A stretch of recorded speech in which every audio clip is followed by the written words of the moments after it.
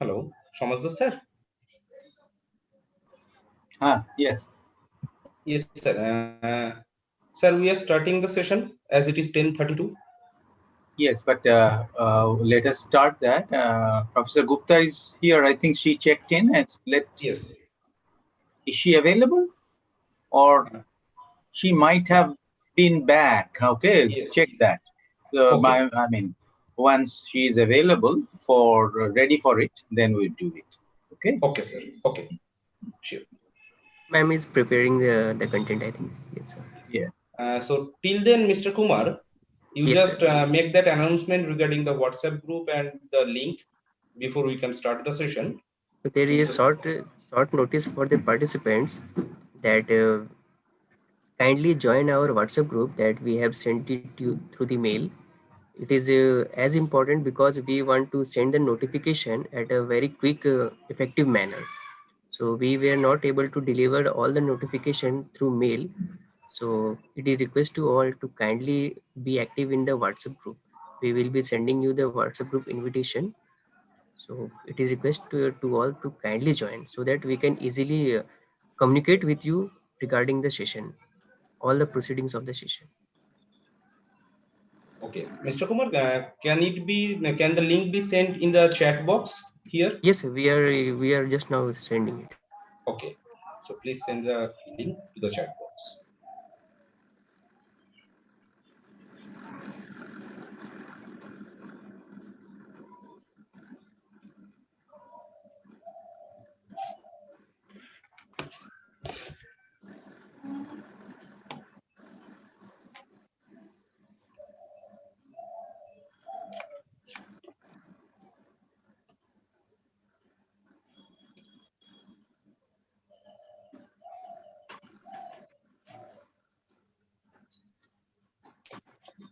So we have provided the link in the chat box, and if the participants have already joined, then thank you.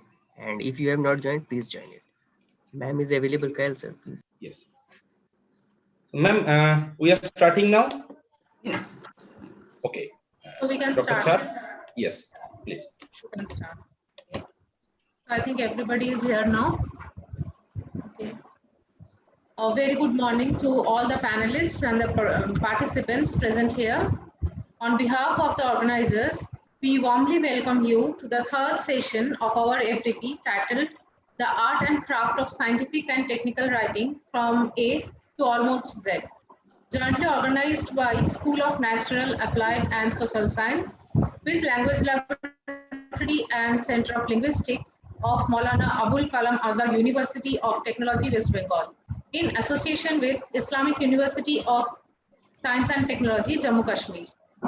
Today, on the second day of this FDP, we have in panel with us Professor Shukhendu Shomatsdar, Director, School of Natural, Applied and Social Science, and Chairman of the FDP, Dr.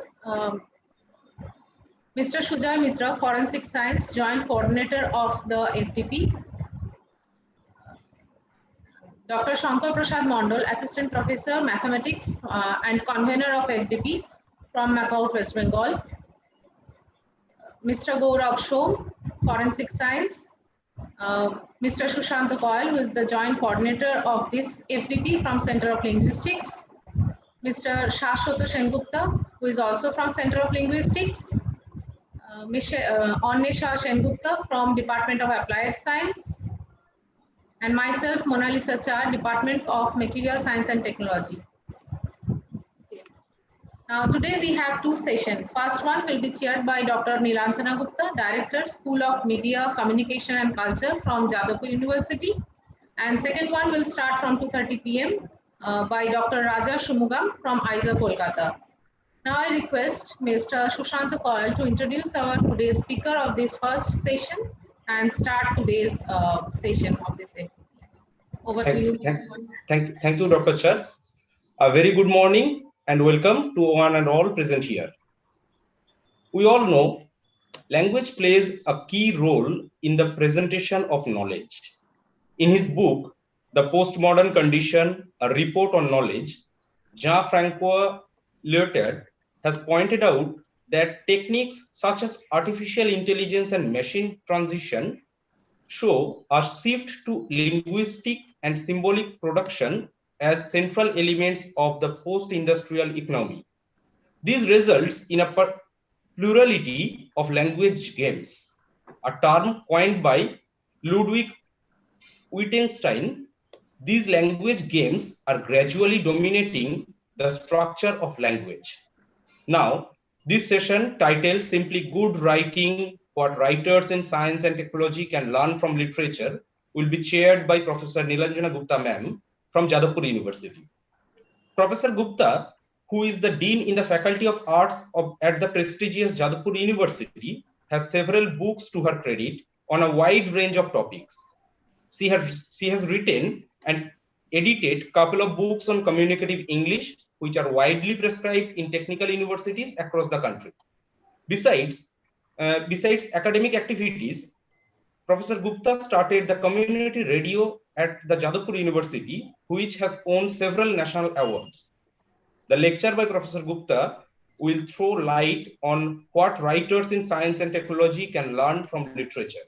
Respected ma'am, over to you, please. Okay. Thank you very much for inviting me here today. And especially thank you to Professor Shamazdar, who has been in touch with me and very graciously invited me here today. It's very nice talking to him also. And actually because this is just a 1 hour, 1.5 hour talk. So I'm actually going to talk about the relationship between what we broadly call humanities and the science technology researchers. And I will also, I hope the PowerPoint will work. I'll use a PowerPoint as a kind of, a kind of anchor. And one thing I must say that most of the titles that you said I occupy now, the positions I occupy, I have actually now sort of I am now nobody of, not a dean, not a director. I used to be, but now I have given up because I think younger people should now take over the responsibilities. So I am actually now not occupying any particular position at the moment. At one time I did. So I'm not really going to talk particularly very specifically about writing techniques because I find that in your schedule there are many such speakers who are going to focus on the idea of how to write a proposal or how to write a paper properly and so on. But what I would like to do today, because it is very rare that we from the humanities have an opportunity to discuss with scientists and technology, what I want to do is talk in the broader category of the relationship between humanities, literature, music, and other. I haven't talked about visual arts, though that is also another place where there is a lot of interface between arts and technology or mathematics, especially when we talk about the idea of perspective, when we talk about the idea of the prism. There are many things that we take people who study art also have to study a lot of those, the idea of proportion, the idea of harmony, which all come from a mathematical background. But today I'm not going to talk about visual arts, mainly literature and music. But more importantly, what I want to really talk about today is this relationship or the lack of relationship between the humanities and the scientists, technologists that we find today. I'm going to start off. Let me just try and get the PowerPoint on. It will help me to get the thing in order. So what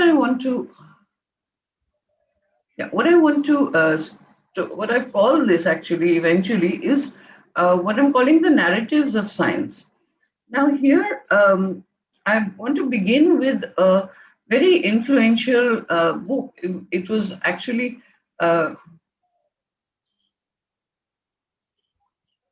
okay. Now this has got stuck. Okay, this is actually a series of lectures which C.P. Snow, who himself was both. Sorry to interrupt you, madam. Are you sharing the screen or of your PowerPoint? It is not visible. Oh, it's not visible. Okay. Not visible. Yes, sir. It is not visible. Kindly reshare it, ma'am. Yeah, I'll just try it again. Okay.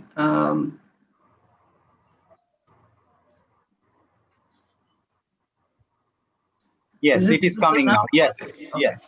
So let me just set it up. You could go to the. Can you see it now? Yes, yes, perfect. Okay. So, so what I want to just start off with today is the discussion from a very influential series of lectures originally by C.P. Snow in the beginning, well, about the middle of the 20th century. C.P. Snow himself was both a novelist and a scientist. He used to work in Cambridge University at the time, which was the sort of center of a lot of scientific discovery and invention at that time. And because he begins this essay or talk, series of talks, by saying that he used to spend his daytime on the university talking to physicists and mathematicians, and in the evening he would go and spend time with literature, writers and artists and so on. And he used to feel that it was completely two different worlds, or as he begins to call it, two different cultures.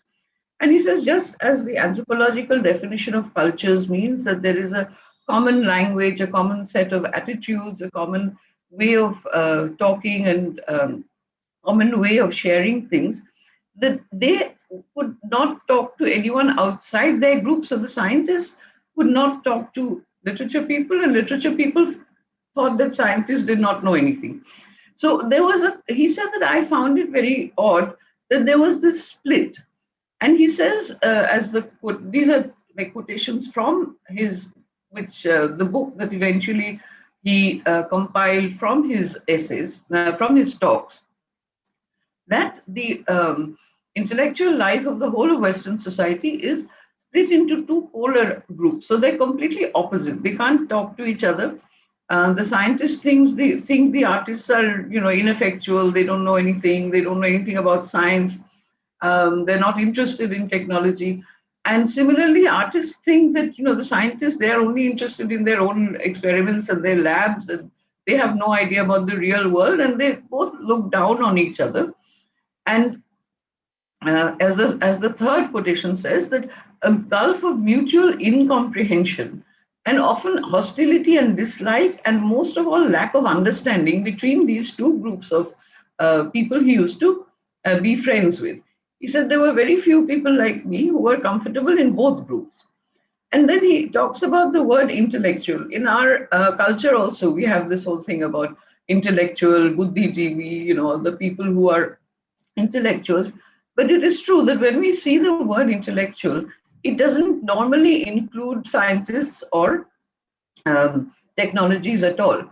And this is something that Hardy, many of you know about Hardy because he was the person who was the guide and the friend of Ramanujan when he went to Cambridge. But he himself was one of the most famous mathematicians of the time in the world at that time. He says that it doesn't include any of, Rutherford, other very important scientists who have changed the idea of science, and they're really geniuses in their own right. But when you say intellectual, you think about T.S. Eliot, or you think about Yeats, or you think about all these writers and artists perhaps, but you never think about scientists. And isn't that rather odd? Because we are also intellectual. We use our intellect. We are people who are also discovering things. We are inventing things, but nobody considers us to be intellectual. So this is the point from where I want to begin discussing this whole issue, because one thing that we see is it was not always like this.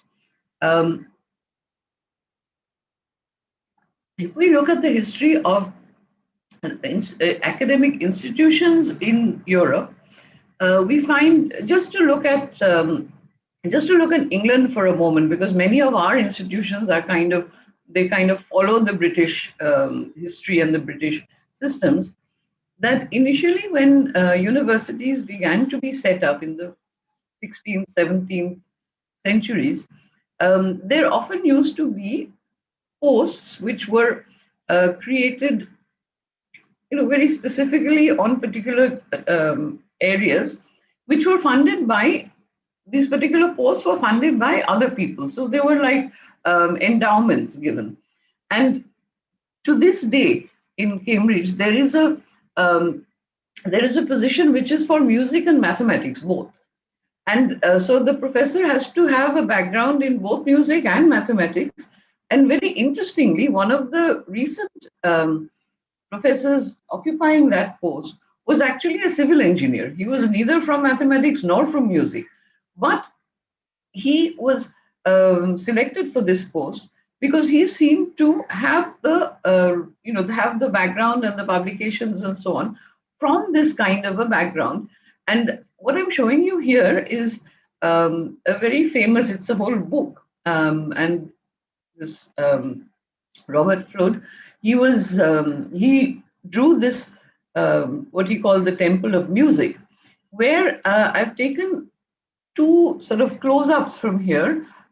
This one here is actually a close-up, a zoom in of this section, and this section actually tries to capture the story, which is supposed to be where Pythagoras was walking past a street full of blacksmiths who were hammering on the forge. You can see there's a forge here, and the blacksmiths are working at some metal here. And when he was walking past, he found that there was a kind of difference in the tone of each of the hammer blows. So he went to, this is supposed to be Pythagoras. So he went to see what was causing the difference in the tonality of the sound that he was hearing. And he found that the weight of the hammers and was determining the sound that was emitted. And this was where he started thinking about the idea of proportion and the relationship between the mass and the proportion and the energy and proportion. And then he translated that into the mathematical formulas that we know so well. And this, again, this part is a blow up of this part, where you can see that there is a kind of pyramid of numbers and pyramid of sounds and numbers.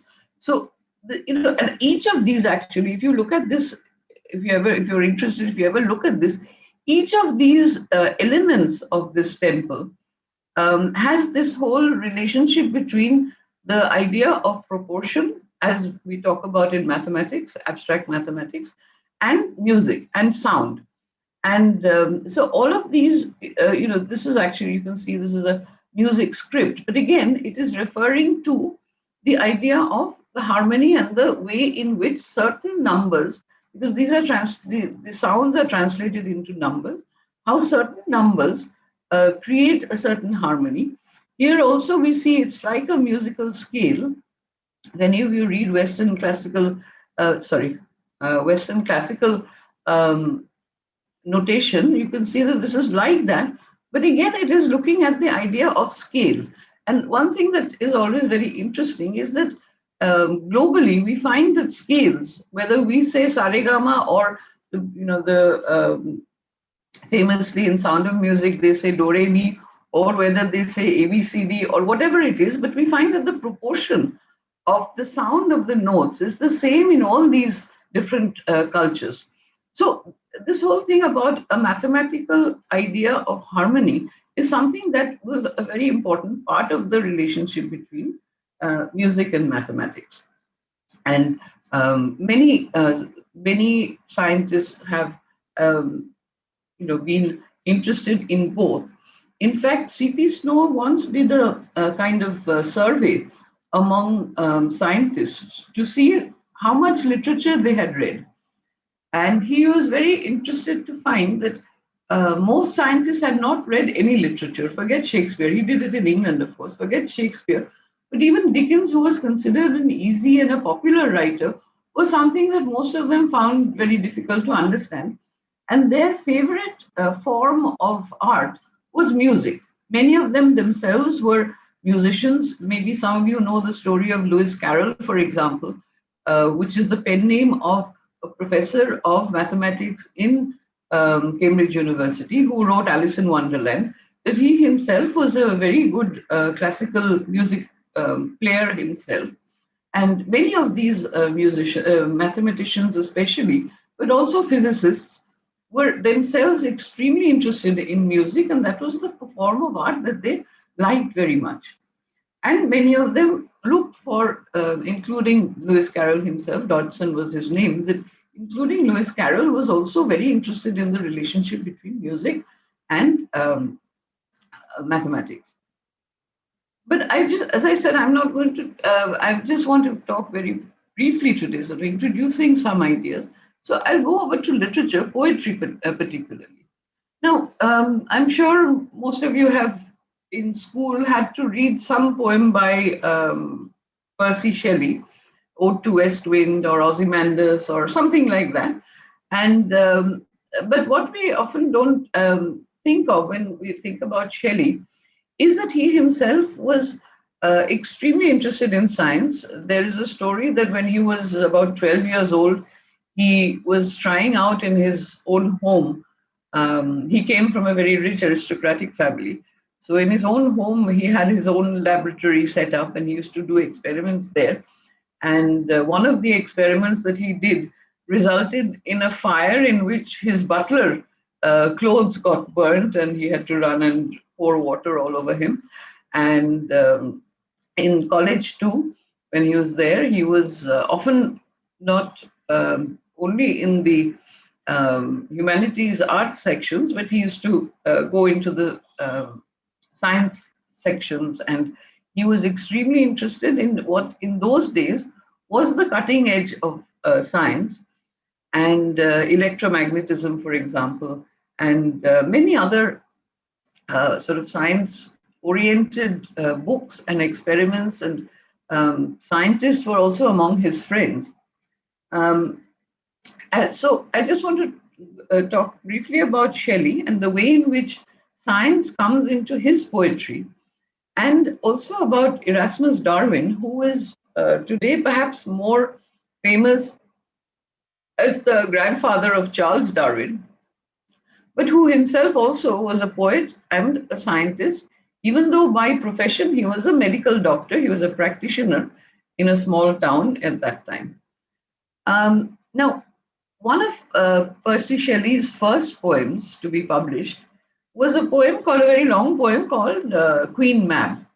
Now, what I'm showing you here, this screen, I don't know whether you can read the writing on the page. I hope you can.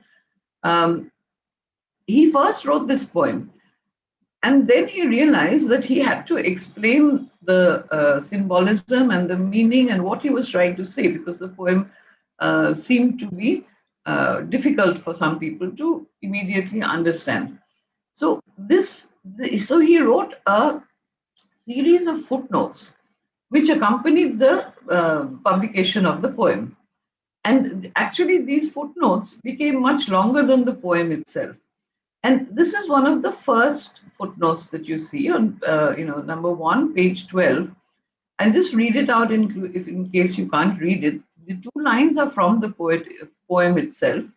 The sun's unclouded orb rolled through the black concave. Now, you must remember that he is using science that was the latest science in those days. So obviously, it is not what we know today. But then he explains this. And here he begins to explain this by using, as you see, some of the discoveries in science, in physics, which are still today true. Some have changed. That beyond our atmosphere, the sun would appear a rayless orb of fire in the midst of a black concave. Because at that time, they still thought that the universe was bounded, that it had a kind of black sort of inside inner lining. The equal diffusion of its light on Earth is owing to the refraction of the rays by the atmosphere and their reflection from other bodies. Light consists either of vibrations propagated through a subtle medium or of minute particles repelled in all directions from the luminous body. This sounds so familiar to us today also. Its velocity generally exceeds any of that of any substance with which we are acquainted. Um, light takes no more than 8 minutes 7 seconds in passing from the sun to the earth, and that the light, he has the idea of the light year also, that in 1 year light travels so many miles. And so he's talking about the latest scientific discoveries of his time and how those are included in the way in which he creates his poetry. His poetry is about science. It uses scientific formula. It uses classical forms of poetry. And it also has a lot of social commentary in it. This book was immediately banned by the authorities of that time. And Shelley was accused of being an atheist, which was illegal at that time. He was accused of being a revolutionary because he talks about social anarchy, he talks about slavery, he talks about war, he talks about exploitation. He talks about everything in this. This is like his manifesto. And it was such an influential book that even though it was banned and all the copies were seized, people used to just sort of print it on their own and publish it without any name or name of publisher, and it used to circulate. And it became something that even when Marx and Engels started thinking about social analysis, even they referred to some things that Shelley has written in this poem. So it was seen as a revolutionary text, partly because it was based on science, not on theology, not on religion, and partly because it also included social injustice and exploitation as something that was bad and anti-science, interestingly. And therefore, if we wanted a true scientific community to exist, a scientific society to exist, we also had to ensure that we were not becoming, we were not becoming exploiters, that justice also had to be part of the way in which he saw science, where everyone was equal, everyone had rights, and that was the way in which he saw science and culture and society, everything coming together. That is partly evident in the way in which the 3 epigraphs of this poem, the epigraphs are like the little bits before the poem actually begins. So he's taken 3 epigraphs. Usually most writers use 1 epigraph. He has 3. The first one is from Voltaire, who was a social critic. He wrote satires criticizing things like racism, inequality, all kinds of religious, superstitions, things like that.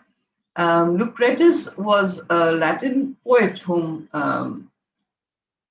Shelley greatly admired, and Archimedes, of course, we all know, was the scientist, and he takes quotations from their works as if to set out the idea that this poem is about society, about poetry or art, and it's also about science. In all of his later writings also, finally Shelley realized that this was too difficult a way to write poetry, but people see that very famous poems like Ode to the West Wind, for example, or Prometheus Bound, his best epic that he wrote, they also talk about science. They have scientific basis behind their poetry. Prometheus Unbound, I'm sure all of you know the story of Prometheus, who was supposed to have stolen fire from the gods. And then he was punished for taking fire and giving it to the humans. But in Shelley poetry, what he does is he celebrates Prometheus as a hero, and he sees how human civilization was able to progress because of the use of fire, which led to metals, which led to further technological advancements. And he has a vision of a world where of a future where the world will be technologically much more advanced, and therefore there will be no exploitation. Everyone will be seen as equal. Everyone will have enough food and clothes and everything, because once science is established, then we can think of a better society for everybody in future. So he has this very, very positive idea about science and the role of science in society. It is no coincidence that when we talk about the history of science fiction, we normally think of Frankenstein as being the first science fiction novel. And it's not a coincidence that this was written by Mary Shelley, who was not only his wife, but also the daughter of one of the greatest philosophers of the time, William Godwin. And that when she wrote Frankenstein, that she also included the latest kind of technology and discoveries that were known in that period in the 19th century. That she uses electromagnetism. She uses the idea, which was then very controversial, of the circulation of blood system in the human body. It had just been discovered, or it had just been mapped properly, and she uses that. She uses the idea of the vaccine. She uses many ideas which were very new at that time. And it is clear that she and Mary Shelley and Percy Shelley were both writers, both who were also sort of amateur scientists, or Shelley himself thought of himself as a practicing scientist as well. So that is, so when we talk about romantic poetry, normally we think of poetry which is completely, isolated from science. But actually, Shelley is just one example, but other romantic poets and writers like Samuel Taylor Coleridge, who wrote Ancient Mariner and others poems also. Many of them were actually very, very interested and very engaged. They would read the latest scientific journals. They would go to talks by scientists. Many of these romantic poets actually, and writers, essays, other writers, would actually be very engaged with the science of their times. And this is one way in which we find that, when we talk about poetry and science today, we think of them as being two completely different kind of spheres. But actually, what I will try to show is that this is only a very recent phenomenon. It wasn't always like this. And I find the case of Erasmus Darwin also very interesting. He himself was a doctor, but like many people, many educated people of the time, he was very fascinated by science. And in fact, what he and some of his friends did was the first translation of Linnaeus's work on the plants, and the way in which Linnaeus traced the evolution of the plant and the whole sort of ecological system of the plant. So he did that. He translated that into English for the first time, and out of that translation, he wrote this book called The Botanic Garden, which had two sections: the economy of vegetation and the loves of plants. Now, again, these two poems are completely based on science and technology. The economy of vegetation talks about what today we would call technological advancement. And the hero of that poem is actually Benjamin Franklin, who is set up, is described like some mythical hero of epic poetry, and how all his inventions are going to make the world a better place. He also talks about other inventions. He talks about the possibilities of the steam engine, what the steam engine will do to society. Many other sort of contemporary inventions are what he's writing about in this in the first part of the book, the economy of vegetation. These are two poems, and the second one is based on Linnaeus's work, where he talks about the plants. Now, what is very interesting in the loves of plants is that he makes it like a story. He has all these characters like the canna plant, or the sweet pea, and how what he describes, which was then something which most people did not know at that time, was the way in which the flowers have a male part and a female part, and how the bees come and pollinate it, and how that is part of the mating ritual that they have. And he makes it all, he makes it as if these are like love poems between the flowers. So what he does here is very interesting.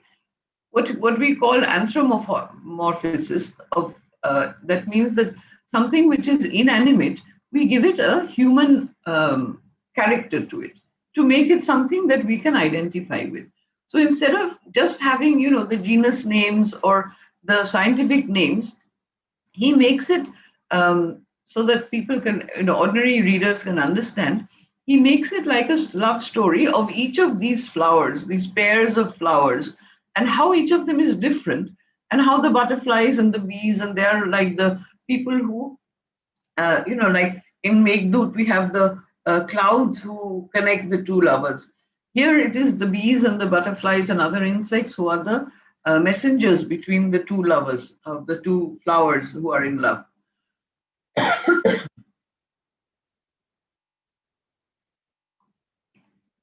Now, why I'm trying to explain this is because, as I've named my talk today, is the narrative of science, that he creates a narrative. He takes a scientific discovery, but he creates a story out of it. He creates a narrative out of it.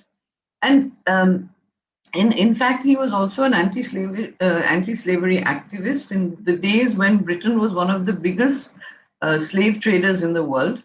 And before the idea of equality of all races and all human beings came into our consciousness. And he believes again that with technology, the need for slavery, the need to exploit people will go away. And so in the economy of vegetation, he also talks about this aspect of science and technology, how it is something which is very positive and it will change the world for the better.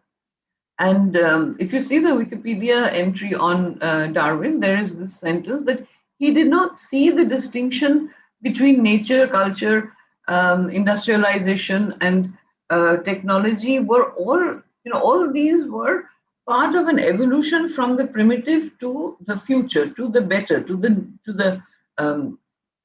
a bright future that he believed in would happen if we were able to make our society scientific and technology based.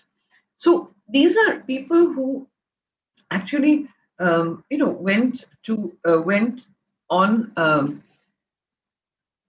serious attempts to bring culture and nature, poetry and science together in different forms. And as I said, these are only two examples of a huge range of writers of the 18th, 19th centuries who were writers who became so involved in the idea of science, who celebrated science, who thought science and technology were the answers. And as I said, that this is one tradition which I think was a very positive kind of connection that existed between different intellectual spheres of our endeavors. And Charles Darwin himself was very fond of his grandfather, and he loved his grandfather's writings.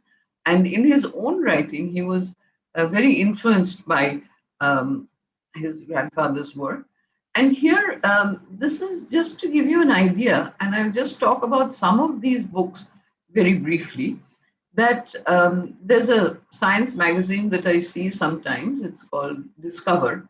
And they've made a list. I haven't given all the 25 here, but mainly I've given the ones that I have read because I like them very much.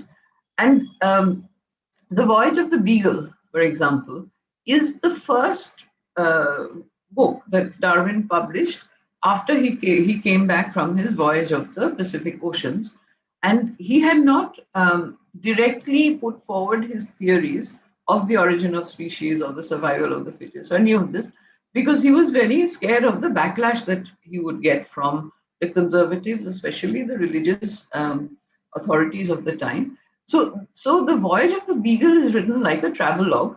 All the facts are there, but he doesn't put it into a scientific structure. He doesn't argue a hypothesis, which he does in his later book, The Origin of Species. But both of these books are very easy to read. And they're very well written. They're full of stories, they're full of experiences. He gives great detail about incidents that he's seen, or different new species that he's seen. He talks about the people he's met there. And again, both of these books are books which create a narrative. They tell a story. And the storytelling part is a very important part of these kind of, almost all these books have a very strong,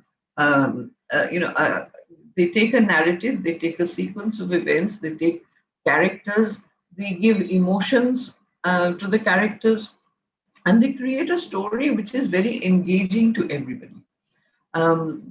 This book, for example, the Double Helix, this is of course about Watson and Crick's experimentation and how they discovered the gene and the structure of the gene and so on. Not discovered the gene so much, but the structuring of the gene. But what Watson does is he makes it almost like a thriller, that this work was going on in several laboratories across the world. Now, who's going to be the first to solve the problem? Who is going to get the name? Who is going to get the Nobel Prize? So it's almost like a thriller that he writes. Everybody is working very hard. Everyone knows the answer is very close by. But who's going to be the first? How they would spend days and nights, how they would be happy if somebody failed, how they would try to get the right answer. So it's almost written like a thriller kind of thing.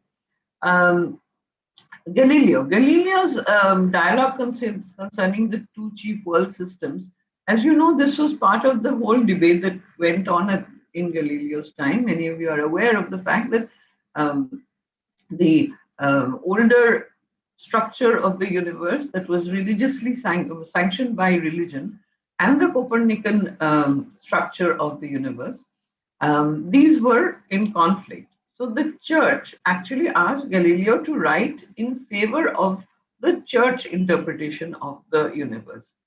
But Galileo, being a scientist, he couldn't say no, because he couldn't say no to the church in those days. But he also was unwilling to write anything which he did not believe. So he wrote this book, this small pamphlet kind of book, the dialogue, in the form of a play with 3 characters. And one character was supporting the Copernican idea, one was the traditional idea, the Ptolemaic idea, and the third character was supposed to be a simpleton. So he was called Simplicus. And he was kind of, not very educated, not very intelligent kind of person who was trying to understand the the whole issue of the two visions of the universe, world systems. And the church was very annoyed by this, because the church felt, correctly perhaps, that Galileo had made the third character ask the same questions that the church was asking. And he comes across as very stupid and very, very dumb and very simple. And the church was not amused, and they started their harassment of Galileo based on this particular book that he wrote. But he was trying to, save both sides by making it like a play, like a drama. Schrödinger, again, interesting. We all know about Schrödinger's cat. But what is interesting is that Schrödinger is a physicist. And in What is Life, he talks about how do we actually distinguish between something that is alive and something that is not alive. And we know the whole idea of the Schrödinger cat. But he talks there mainly about something that he finds very difficult to classify using the normal rules of classification that we use to distinguish between living and non-living, and that is the crystal. Because the crystal can reproduce, the crystal can grow, the crystal responds to outside outside stimuli. So it follows almost all the characteristics that we normally define as being living beings. And so that is what he's doing there. But what is interesting is that even though he writes this as a physicist, this book was most influential among the biologists, who then began to rethink the way in which they need to define what is life and what is not life, what is life and what is alive and what is not alive. So again, the kind of influence that these books have go way beyond their own original sort of readership. One book that is perhaps the most famous for being able to do that is Silent Spring by Rachel Carson.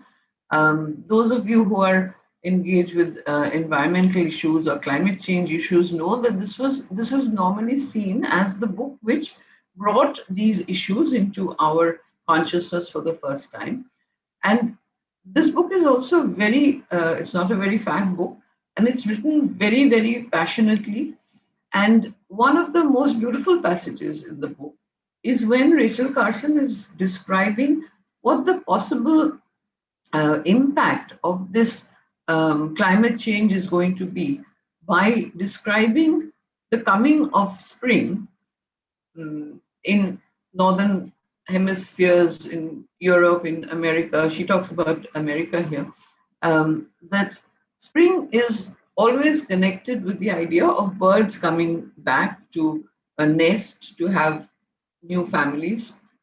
And she says that imagine a spring where there is no bird song, where we do not hear a single bird because all the birds have gone extinct because of the quality of the air. She writes about DDT for the first time. One of the reasons DDT was banned was as a direct result of this book and the effect DDT was having in the waters of the rivers and the seas at that time. And in many ways, Rachel Carson's Silent Spring is the sort of manifesto still for environmentalists and climate change activists and researchers all over the world. As is, in fact, Diane Fossey's Gorillas in the Mist, which she wrote as a scientist. It was a complete sort of very intense description of her own experience as a person researching the gorillas. But again, this book went way beyond its original readership and became very instrumental in making wildlife policies across the world, especially in Africa. And it was very, very powerful. It also became a Hollywood film later on, but it was very, very powerful, as was Gaia. Interestingly, Gaia was not even a proper scientist, as we say. He was a technologist, he was an inventor. But he put together in this book the idea of the Earth system, that all parts of our world, our Earth, are connected in some deep way. And if we mess with one of them, then the rest of it is also going to get messed up. So he began this whole idea, which now again has become acknowledged. It's usually called the Gaia hypothesis, that how we also talk about the butterfly effect and all of that, how something happening somewhere may have an effect or does have an effect in the complete other side of the world, because all the systems of our Earth are connected beyond what we see in a small local way. And the last ones I want to talk about are, again, two of my very favorite books. One by Oliver Sacks, The Man Who Mistook His Wife for a Hat, and Other Clinical Tales by Oliver Sacks. Oliver Sacks is a kind of neurologist who works with people who have clinically diagnosed mental issues of some kind. And what Oliver Sacks does is he takes the very traditional form of the case study. Another very famous scientist, writer, thinker who did this was, of course, Sigmund Freud. But typically we know that a lot of people who have done research or who do research talk about case studies and how these case studies tell us something about the disease in general.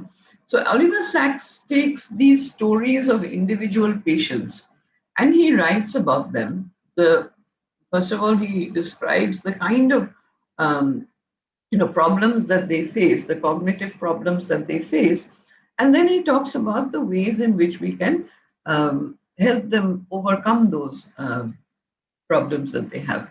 And in this one also, so he tells stories, he uses characters, and he makes them into these beautiful little, all of them are like short stories actually. They're all very, very well told, very interesting, but full of the science also, that it's the chemical which is not secreting enough, or there's a brain injury that had happened long ago and that has resulted in this. So he also gives us the scientific reason for this kind of psychiatric problem. And he tells it to us so beautifully that we get engaged with that. And it's really both touching as well as informative to a very, very large extent. And even though this book wasn't on their list, the last book, which is why it's in blue, one of my own favorites is The Emperor of All Maladies by Siddharth Mukherjee, which is about the history of cancer treatment and the idea of cancer. And I thought it was more thrilling than any. I read a lot of crime fiction. I actually thought it was more thrilling than any crime fiction that I was reading at the time. It was so beautifully told, so well told, and well written. And again, it had a lot of scientific history. It had a lot of science in it. It was up to date in the research that he was describing. But it was told so well. There were so many stories, so many people, so many individual patients. It was very, very well told. And I think that it's one of the best bits of writing that we can read today. So we do see a lot of scientists. I mean, the point here is it's not just that the poets and the artists use science, but also that we find that there are a lot of scientists who also use techniques of narration, what we call, the idea of narration. And if we look at, as literary critics or cultural critics, we talk a lot about the way a narrative is constructed. And normally we see that these two are from the Oxford Dictionary, that an account of connected events, a story. Now, this idea of the connected events is what I'm going to focus on now. That a narrative is something which connects a whole sequence of events. And there is a logic to it. That a narrative has to have a logical kind of progression to it. Any storybook that we read will always start off at some point in time, and then things will happen, and there will be a reason for that thing happening. It's not, it's not random. It could be some external factor, maybe war has broken out, or there's a riot which has changed the people's lives, or it could be an internal factor that somebody falls in love, so then the life changes for him or her. But there's some reason for that. So it is connected events, but it's also connected through some kind of logic that makes this possible. So there's a connection between everything that happens. It's a sequence which is logically created like that. But also the other definition that the Oxford Dictionary gives is that it is also a representation which reflects or conforms, that is, agrees with or is in tune with an overarching set of values or aims. So that beyond the idea of the story itself, the story fits into something which is actually a larger value system.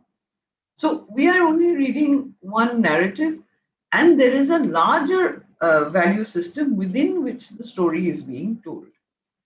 So I'm just going to try to talk about these two things and why they are important for all of us, I think, to understand if we want to be good communicators. I'm going to go into something completely different right now, but just bear with me, just stay with me for a while.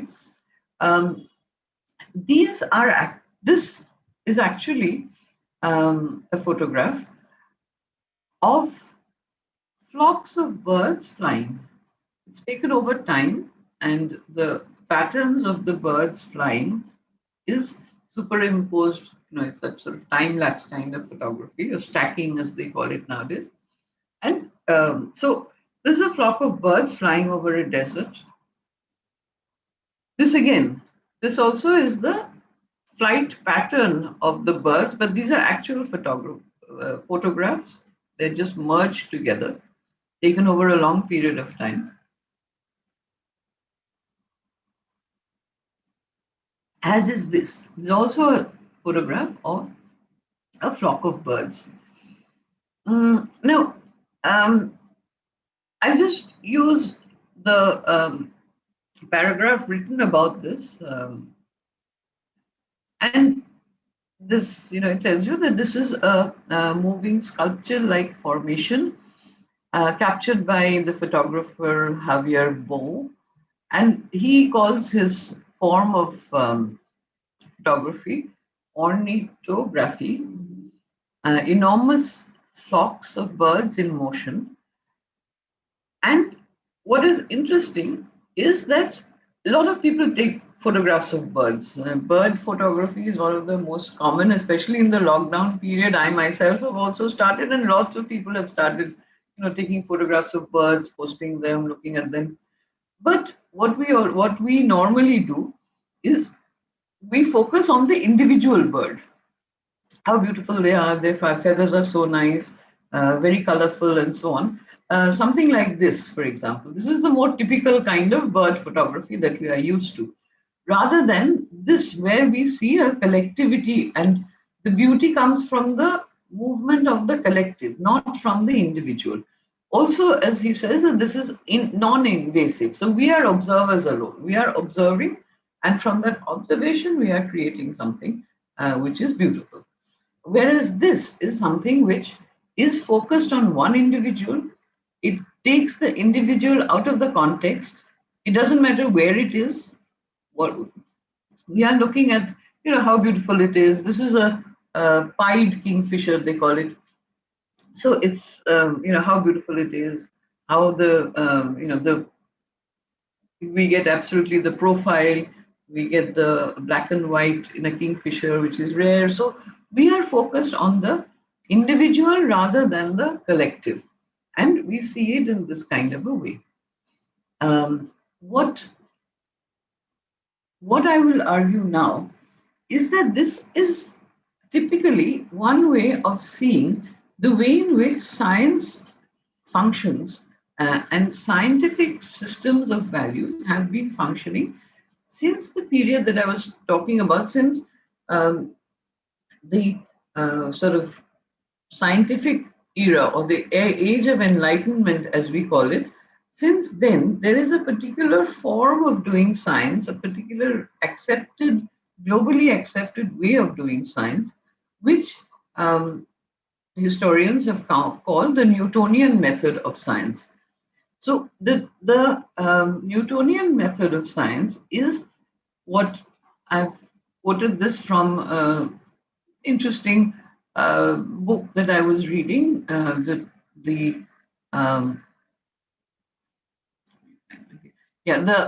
reference is given here, but it says that what happens when we are normally in the laboratory is that we have a particular phenomenon, or a particular material, or a particular experiment that we want to do, and we have to ensure that it is almost done in a vacuum. It's done in an experiment. We know that one of the things about experiments, the success of experiments, is that can it be replicated in other places?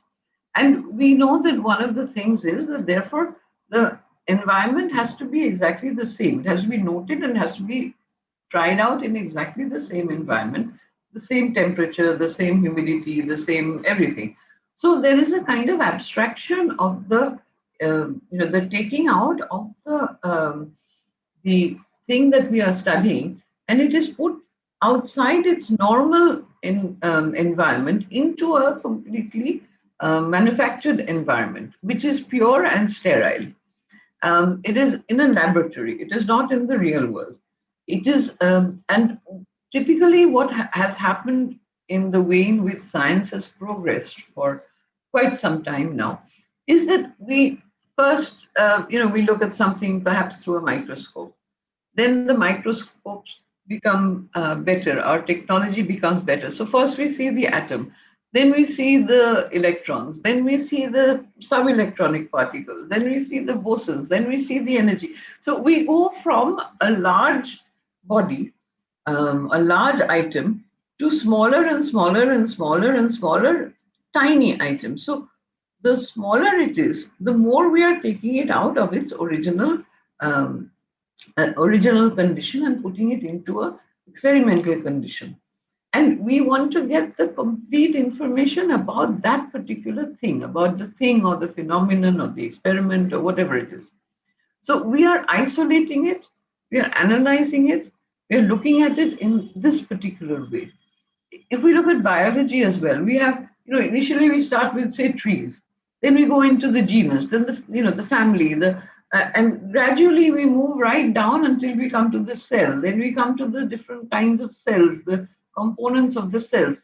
So we are going from the tree in the forest to looking at something in minute detail in order to understand it. And typically, this is the way in which we have looked at, we have thought of science for a very long time, which I'm comparing to the way in which we take bird photographs. We take one bird, we take it in close up, we take it as close as we can. We isolate it. We don't want it to sit on a tree. The better, the background is sort of, anonymous, the better the photograph is what we think. So that is the way in which we are trained to think about all of this. But what I would like to suggest, and in the introduction also, the Leotard was mentioned, which actually I didn't think of really bringing in so much today. But there is a feeling that that we have gone in this direction for a very long time, and we have got very important findings. We have learned a lot about the world around us. But now perhaps it is time to look at larger complex systems rather than the individuals. Just as I was talking about the Gaia hypothesis, which talks about climate change, it talks about the systems as a whole, not just one little phenomenon, but how everything is connected. And one of the ways in which we have got there is chaos theory, of course, the whole butterfly effect and the whole idea of how everything is connected in some way. So if a butterfly dies in Brazil, you can have a tropical storm in Japan or whatever. This whole way in which we think of systems rather than individual events. How network analysis, when we're talking about computer networks, how we have to talk about networks. It's not enough to talk about one particular computer, one particular problem. We have to talk about the idea of the network in the entirety and the connections that exist between the different parts of the network. So we have to take things not just in the individuals, but we have to take them as parts of a bigger system. We talk about system analysis. Again, the same thing. We cannot really talk about one thing anymore. We have to talk about the systems. Quantum mechanics, again, it's not just it's not something you can just isolate and look at one little bit of it. You have to look at it in the impact it has on the entire mechanics of the atom or the molecule or whatever we're looking at. So all of these kinds of ways of thinking, which is something, for example, that Roger Penrose argues in The Emperor's New Mind, when he says that people are trying to replicate human thinking by using computer systems. But human thinking doesn't work in that kind of binary system. So we cannot really hope that this kind of a system will be able to replicate human ways of thinking. And how this whole idea of computation is very different from the way in which the mind works, the mind thinks, and how we, what is, he talks about how there is very little knowledge about the cognitive systems of our mind. We don't know how the mind actually works. We can only try to understand it, but we know that it is a very complex phenomenon. And there is chemistry, and there is history, and there is individual, there is social. There are just so many different kinds of effects that bring about one particular person's way of thinking. And that we need to, Lyotard in his postmodern condition says that we have that in the 20th century it was largely physics that dominated the scientific field. But in the 21st century, we find that biology, that is genetics, the way in which DNA works, these are the more dominant fields of scientific knowledge seeking nowadays. And and also he looks at computers and computer networks. Again, he talks about networks, and he talks about the way in which the idea of narrative is going to change. The way in which the science papers have been written so long, since the sort of Newtonian, or sort of in the modern 19th, 20th centuries, the era of modernism, where there has been a particular way which is an accepted way of doing science. That is, how do you set up your experiments, how do you formulate your hypothesis, how do you find, what kind of instruments do you use there, that these are changing very rapidly. That now we have, nowadays, you will know better than I do, that nowadays you don't have that idea of the individual scientist working, from home and discovering major new things. Today it's like collaborative work.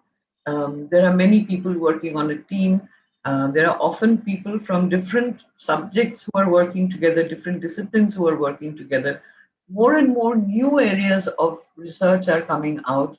There is much more connection between different disciplines. Before, the idea of discipline was considered to be very, very strict and boundary determined. But nowadays, we see people are collaborating with people from other disciplines, close by disciplines, and they are working together. We even have, we nowadays we say biochemistry, for example, or we say bioneurotics, or all kinds of things. We talk about when we talk about climate or something, then we have to bring in so many different aspects of our life, of our scientific ways of thinking. So that what seems to be happening is that there is a way in which the older ways of designing an experiment, designing what we call a scientific experiment, that is also beginning to change. We are much more collaborative. We are much more, working together. We are much more teamwork bound. And similarly, that we also need to think about the way in which these papers are communicated, how our findings are communicated. Now, definitely, these are largely determined by the way in which journals tell us to write a paper.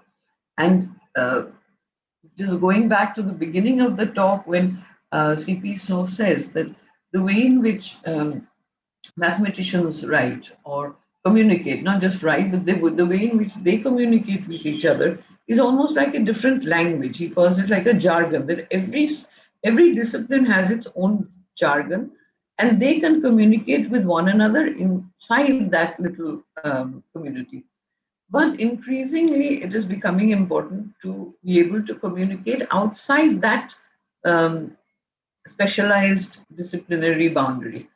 And within the sciences as well, there has to be more, there seems to be a need to have more ability to talk across disciplines. So scientists, so physicists and chemists, or biologists and chemists, or neuroscientists and biologists, or chemists, or whatever, there has to be a much larger way of exchanging our knowledge if we want to move on further into a new era of science, which I think is a very, very challenging thing for all our young participants here, because young people are trained by their older generation. We are the ones training you that this is what you have to do. The editors are all the old generation people. But I think that increasingly we are going to see this whole discipline of science move in these directions, so that the idea of telling a story nowadays, scientific papers are very short. They have only the basic sort of mathematics or the basic analysis and nothing before and afterwards. But again, increasingly, I think that the idea that one needs to communicate not just within one's own bounded community, but outside that also. One needs to be more inclusive as well.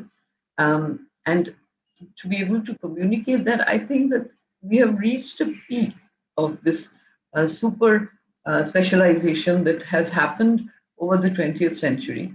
And I think that the way in which the 21st century is going is much more transdisciplinary, not even interdisciplinary. Interdisciplinary would mean that I have my discipline, you have your discipline, and we are sharing. But when we have something which is even beyond that idea of the discipline itself, it's something that goes beyond the idea of discipline, which is in a way bringing us back to the idea of the period when we had music and mathematics, when we had Pythagoras walking around and listening to the sound and saying, okay, so there's some kind of mathematics to this sound that I'm hearing.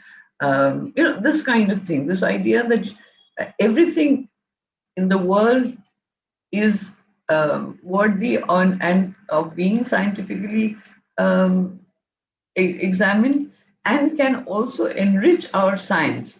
Things in the world outside our laboratories are also things which we can bring into our science. That kind of thinking, I think, is the kind of thinking that our young researchers also perhaps, I would very much like it if we can start thinking about this kind of thing. One of the ways in which our university has been working for a while is that alongside the traditional departments, for example, I actually belong to the English department, but I work in several schools, as we call them. These schools are actually, they don't belong to any discipline. So anyone can come from any discipline and work in these schools.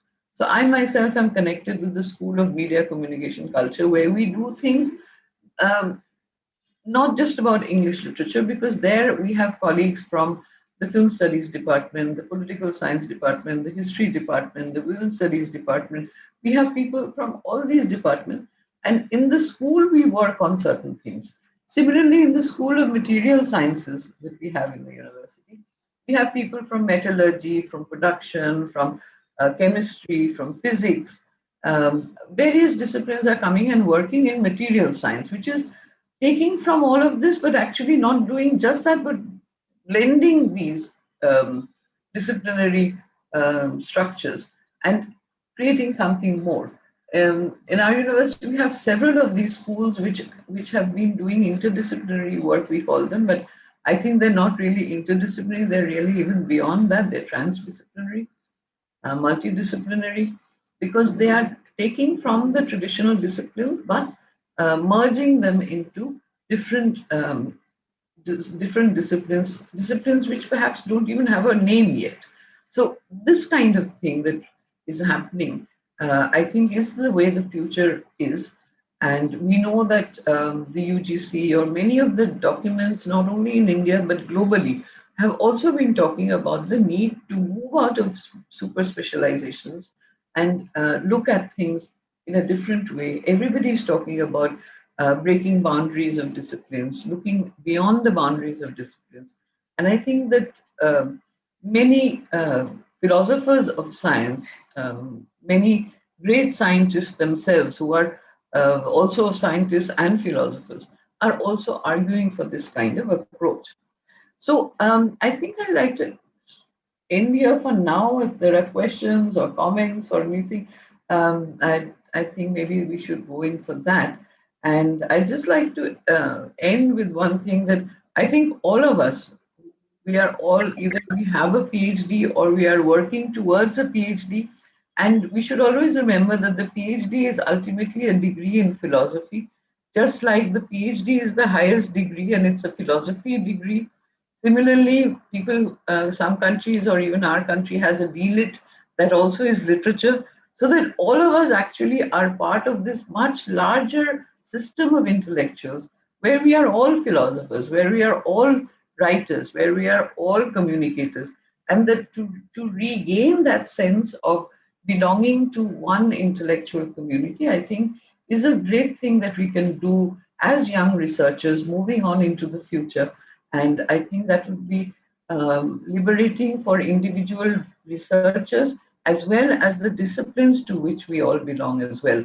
So on that note, I'd like to sort of open up, maybe get some questions or comments from the younger colleagues especially, and I'll try to answer them to the best of my knowledge if I can. Thank you very much for your patience. Thank you, ma'am. That was a very enlightening speech. We have got to know how science has been related to literature down the ages, and how the best scientific minds had an inclination towards literature. And most importantly, we got to know that the gap between science and literature is not as unbridgeable as it sometimes appears. With your permission, ma'am, I would like to take some questions from the chat box. Mr. Shashwat, yes. Before you go to the question answer session, I would like to hear some words from Professor Dr. Shukhendra Samadkar, sir. Of course. Would you please allow me? Yes, sir, please. I would hold on to that because Professor Gupta has touched so many right chords. Siddhartha Mukherjee, Lucretius, complexity. But let us have the discussions first. And instead of taking the question answer in the written form, those who have asked the question, if we grant them the right to ask it in person, I think that would be much more lively. Is that all right, Professor Gupta, that they ask the question? Sure. Whatever is good for you. Okay, so we have a bit of time. So yes, sir. So for the participants, if you want to ask question directly to ma'am, please raise your hand in the chat. Actually, Mr. Koyal, there are certain questions. So ask those individuals first to ask those questions. Okay, okay, sir. From the question answer box, you see? Yes, yes. Mr. Shantanu Maji, if you are there, please raise your hand. We are going to allow you to talk.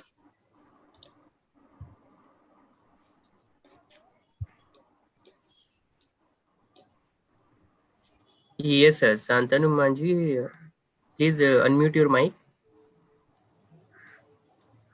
You can ask your question.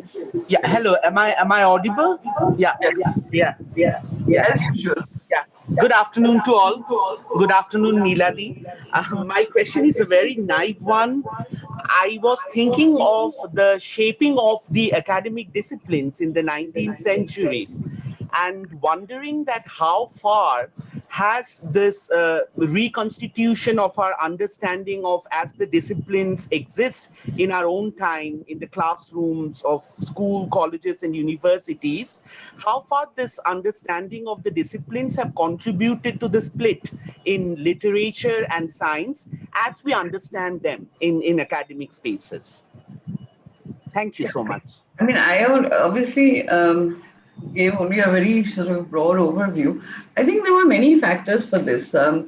If we look at the role of the Royal Societies, especially I'm talking about Britain because that's what I've concentrated on, we know that the founding of the Royal Societies also happened around the same time.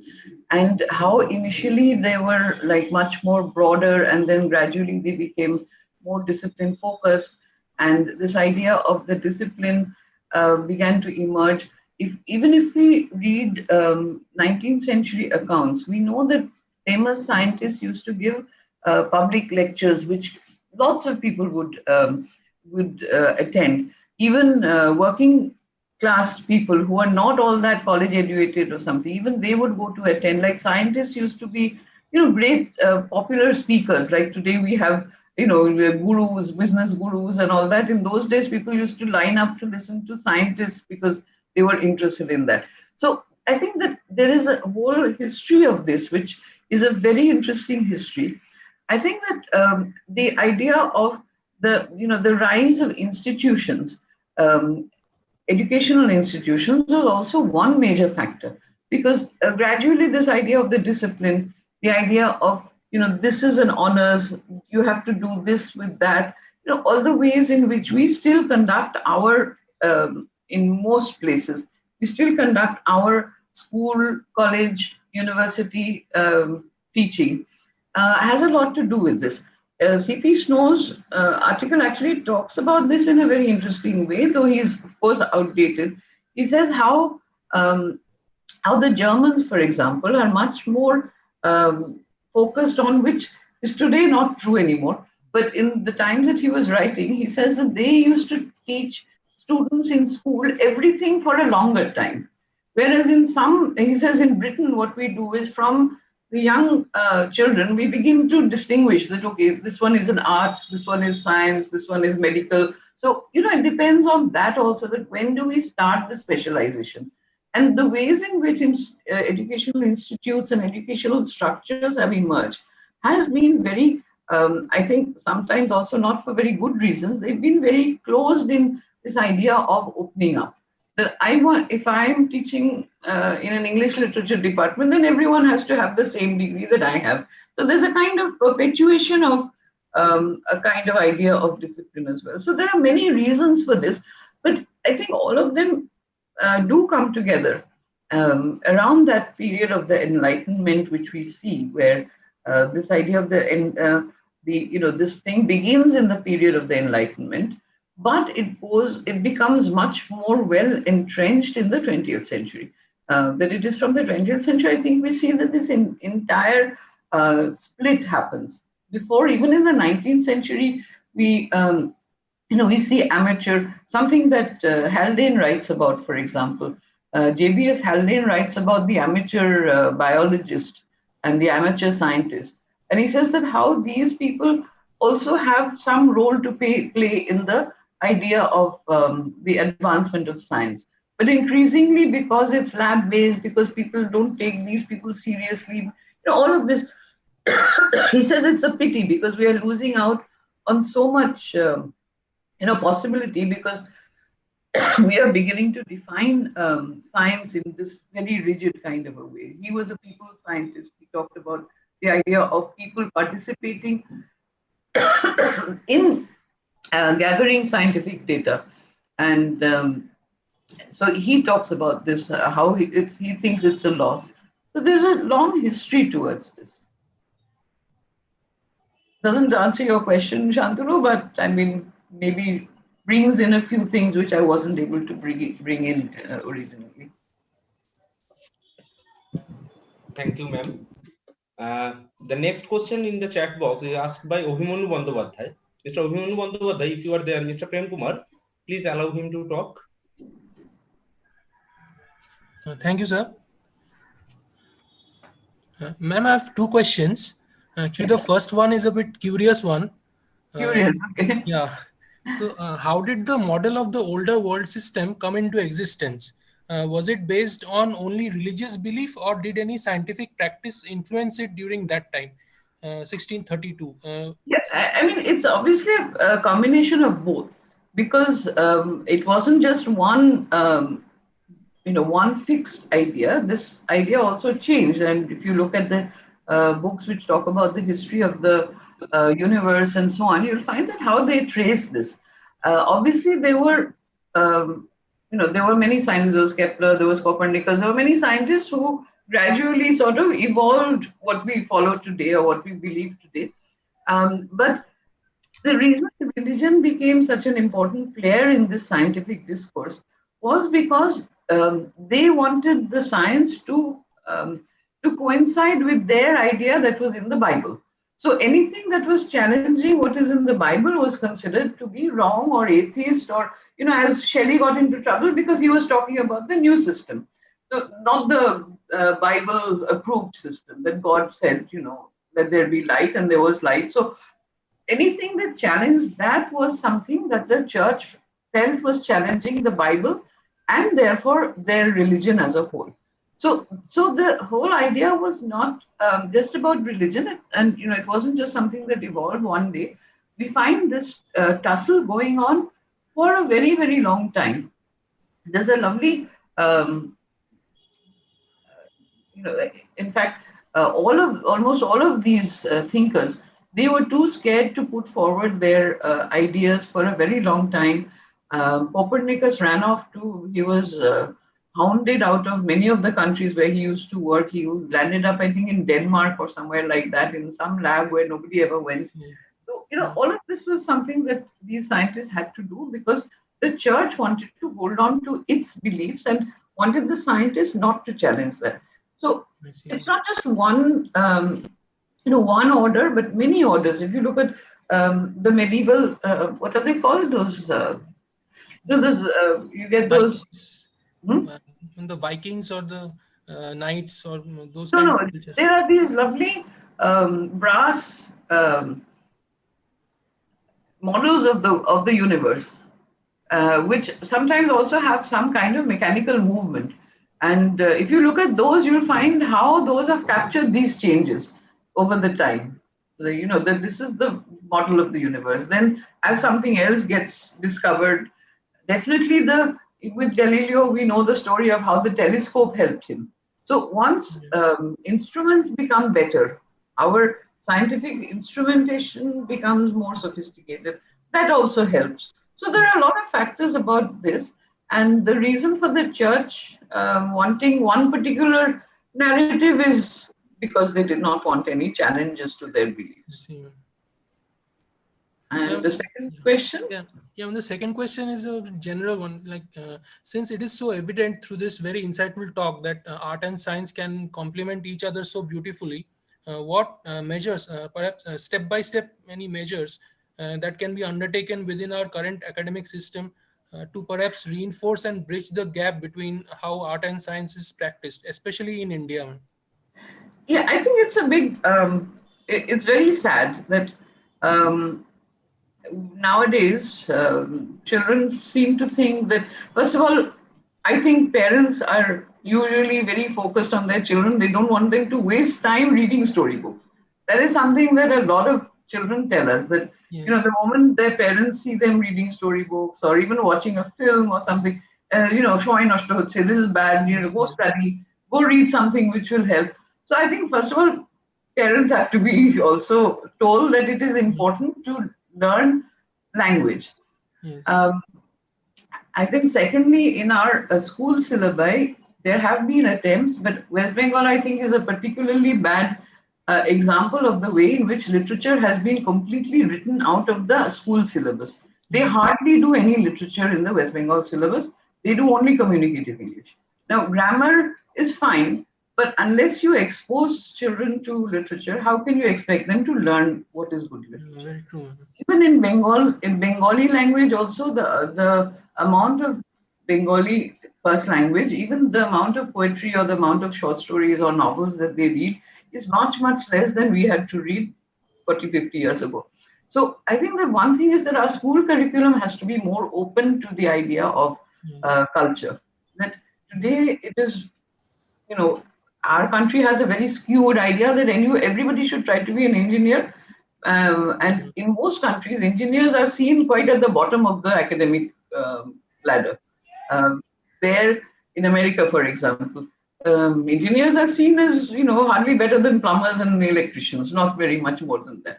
But in our country, somehow the idea of engineering, and hardly anybody actually practices engineering once they pass out from our university.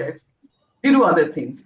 But there is this kind of a thing. So this whole thing about you have to be preparing for your joint entrance, you have to do this, all of that is also part of the problem, I think. That our school is focused towards a particular kind of success. What we define as success is very focused. There are reasons for that historically, but I think now we have to change it. That now, after independence, we needed more engineers, we needed more scientists. So there was a kind of need-based focus on engineering. Because the British, as you know, did not allow engineering in our country. If you again look at the history of education in our university, also the oldest departments like chemical or electrical, they were set up by people who were not allowed to go to England to study higher studies in engineering. They were all sent to Germany. And many, not only in our university, many young promising scholars were sent to Germany where they learned engineering, came back, and then they established departments in our country. So the British did not allow any engineering. So we needed to have more engineers, we needed to have more technicians at that time in our history. Today, I think we need to move beyond that. We have to go beyond that, and we have to think about how we can diversify our school level education. In most places, in most of the MAKAUT also is part of the problem. In MAKAUT, they teach mainly only communicative English. They have very little literature or culture-based, courses at all. They do not expose their students to literature or culture, and I find it very, very poignant that when we go to the engineering faculty, we have to teach them English. So before we used to at least teach them some literature. Now they've told us we don't need to teach them in literature. We have to only teach them what do they call it? Anyway, whatever, communicative English of some kind. And then when these students are in the final year, when they're facing interviews, then the students come to us. Students who never came to class, who were never bothered with literature, now they come to us and say, "Ma'am, please teach us how to do a good interview, how to do a good group discussion." Now, they would not have to come to us if they had done this from the beginning. That, if they had been exposed to literature, to good films, to good speeches, if they had that exposure, they would not have to be so worried about performing well in the interview, because it would come naturally to them. They would know what is good language. They would know how to talk. So I think that, the technical colleges also have to think about how they are going to expose their students to this kind of, world of culture. Thank you so much, ma'am. Ma'am, sorry to interrupt you in your enriching talk. The suggestion, I have noted it down, and I think it is very helpful. It will be very helpful for us in MAKAUT. In this year, from this year, we have started modifying our syllabus, and we are starting embedding some sort of literature thing in our syllabus, in our technical, so-called technical syllabus. We are trying to introduce, say, for example, ma'am, of Ulysses or those type of pieces where the students can get at least some. Yeah, I mean, see, one is that, like people of our, like my father's generation, they all went to vernacular medium schools. But they used to do a lot of literature. They used to read a lot of literature. So when my father went to England for the first time as a graduate student, he didn't know English very well. But he used to know Bengali very well. He used to write Bengali beautifully. For him, it was easier to become a good communicator in English because he knew one language very well. So it is not even that they have to know English very well. Most of these students nowadays, they can't even write in their own mother tongue, let alone English. I mean, I think you had said that I was dean. I used to be horrified at the kind of applications the students write. They cannot write a single letter in proper Bengali, let alone English.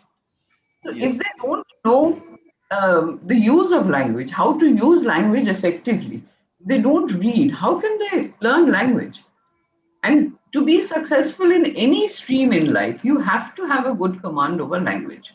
You have to communicate, because in our society, communication is so important. Right, ma'am, right. So, ma'am, with that, let us move on to the next question. Mr. Coyle. Yes. Mr. May I just ask a question to ma'am? Ma'am, may I just, this is my question, ma'am. Yeah, go ahead. Yes, ma'am. Actually, when you spoke about Mary Shelley and Percy Bysshe Shelley, I was reminded about Mary Shelley's work, which is Frankenstein, published in the year 1817. In the year 1952, the Millet-Urey experiment was conducted, in which the spark apparatus was devised in order to show that life can be created in a laboratory, something along those lines. in this sense, the story of Frankenstein, it touched upon some of those concepts. So can we regard that literature has been, in some ways, harbinger of many of the scientific experiments? Okay, but I haven't talked about science fiction at all. That is another one of my favorite genres. And I think science fiction is fantastic. Good science fiction is fantastic. I find it very sad that in Bengali or most vernacular languages in India, we do not have a tradition of science fiction at all. Shonku is perhaps the only exception, and one or two other writers, but science fiction is not popular in our country. Yes. But if you see countries where there is a strong scientific culture, like Russia at one time had fantastic science fiction writers. In many science, many of the inventions that happen, they have been visualized in science fiction much before they actually happened, in the world. And let me just say that, our students from English go on to do many things in life. One of our students is now heading a division in Accenture, where their job is to predict this unit. They call themselves, I forget what now, but future or something. They have to predict what the world will be wanting in software 5 years from now, 10 years from now, 20 years from now. So they have to study society and all that, and they have to tell the engineers that, okay, we think that, say, people are going to want to do more and more of this, more and more of this. And she says that any really good new radical software takes at least 5-10 years to develop. So we have to start off on many things in our company in Accenture, so that when that need actually comes, we are half ready with it. So I thought that was fantastic. I mean, that is actually science fiction in real world today. So she said that we sit together and we we say, okay, so we see a rise in, say, moving from and nowadays people are going back to the rural areas from the cities in many countries in the world. So we have to think about rural needs and how rural people will want to use computers and networks and software. And so we have to look at this and predict the future. So I think it's this whole thing about prediction and science fiction is very very interesting. This whole sort of idea. There is a whole discipline called futurology. Yes, ma'am. Just like I just remembered one such work by Jules Verne, 20,000 Leagues Under the Sea and Captain Nemo and Nautilus. So it was written years before actual submarine was introduced or invented, and like H.G. Wells and other writers. Yeah. And one of my a text I find very interesting is Gulliver's Travels, because we normally don't read the whole thing. We only read the beginning, the Lilliput part of it. But if you read especially chapter 3, book 3, that is about scientists, and it is a satire of scientists. And actually, some of those things are very, very interesting because he satirizes them, but many of them have actually become scientific realities now. So, that book, which is not a very well written part of the text, but it has a lot of science. It refers to the Royal Societies of the time that I was talking about. It talks about the chemists and the inventors and all of them. So there are many which actually talk about. But ma'am, in Gulliver's Travels, the scientists are often portrayed in a very bad light. Yeah, that's what I said. That he is using them as satire. He is very anti-science. See, he was a religious dean. So, I mean, he was a cardinal kind of person. So he didn't like science. But when you read the descriptions of what he thinks are ridiculous, you'll find that some of them have actually become, real nowadays. So yeah, he does it negatively, but still it's interesting that he spends so much of his time on science. Yes, ma'am. So, ma'am, I'm allowing another participant from the chat box to speak, to ask question. Madhumita Das Sarkar, ma'am, please unmute yourself and you may ask your question. Yes, ma'am, today your lecture has really motivated us, and really we are feel so good that there is always underlying relation between literature and science, and sometimes that you were telling that maybe they are looked down, the science people are looked down the one each other. But the thing is, from my our point of view, in these days, we feel that yes, the science or reasoning, yes, in the brain also there are different parts and coming maybe from differently. There, every person has a frequency.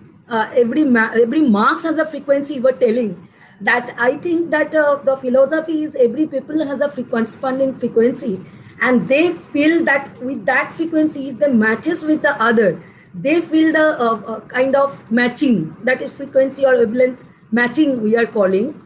And the thing is, no, the emotion and the kind of literature, language and other things that are the part of the brain, we feel that it is very strong and that comes spontaneously. It cannot be created, like it is never been a skill.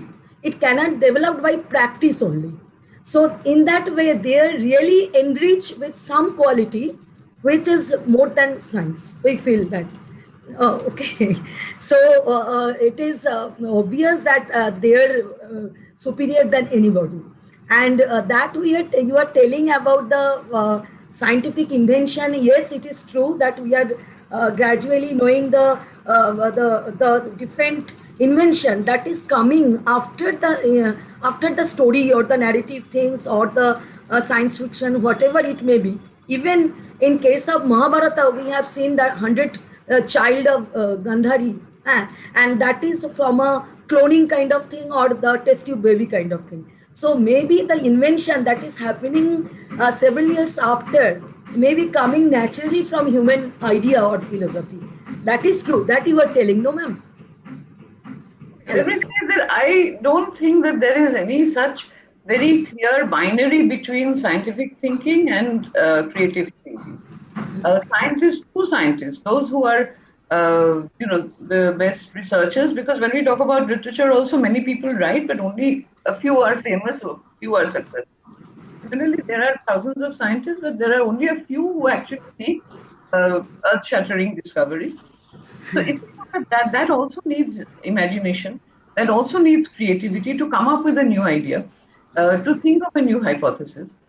If you're doing something which is really inventive and creative, then I think that the same creative impulses are there in somebody who is writing in literature, somebody who is painting a photograph, somebody who is writing, somebody who is devising a new hypothesis in some branch of science.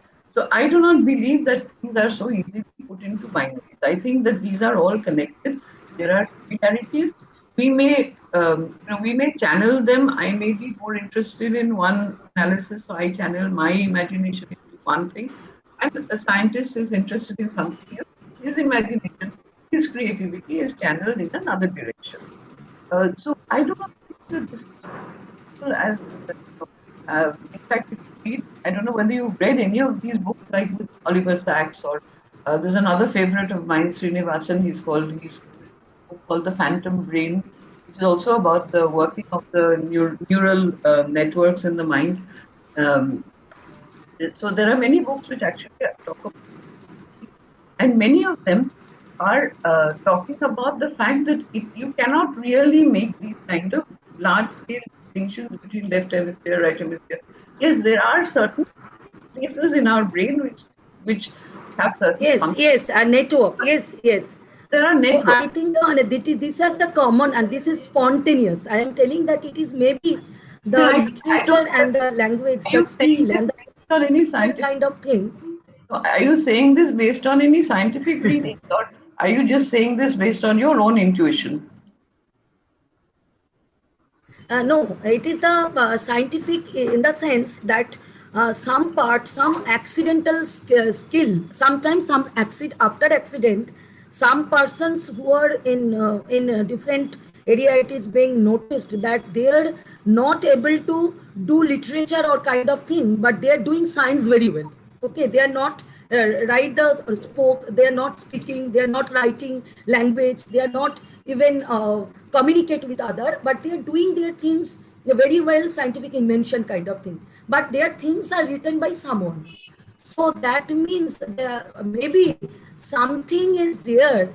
Maybe that you were telling the invention are all are connected. The neurons are connected, and the network is really the nodes, antinodes, where they are connected. We don't know, and it is specific to a person. That's why maybe the choice and the things I are think this is coming. very important. So these are very individual. For example, my daughter has severe dyslexia. Yes. Okay, now so part of her brain doesn't function, but it doesn't mean that she is not. I mean, in school, the teachers usually used to think because she has dyslexia, because she has, difficulty spelling or difficulty reading, that they thought that she had a low intelligence. I used to tell the teacher that her intelligence is absolutely fine. There is no problem with her intelligence. In fact, she was very good in mathematics. But there is a kind of way in which we normally define intelligence. Oh, she can't spell, so she must be stupid. So, but if you give her mathematics, she can do that fine. So, each individual has a different brain structure, and each individual has different strengths. So anyway, we can move on to a next question perhaps, because these are important issues as well. Yes, ma'am. Okay, I'm allowing the next. Okay, and one I have not heard, that is you are telling one thing that I want to just term you have used, multidisciplinary or transdisciplinary. You are telling that term. There are many terms nowadays. Multidisciplinary, as I said, is when many people from different disciplines work together.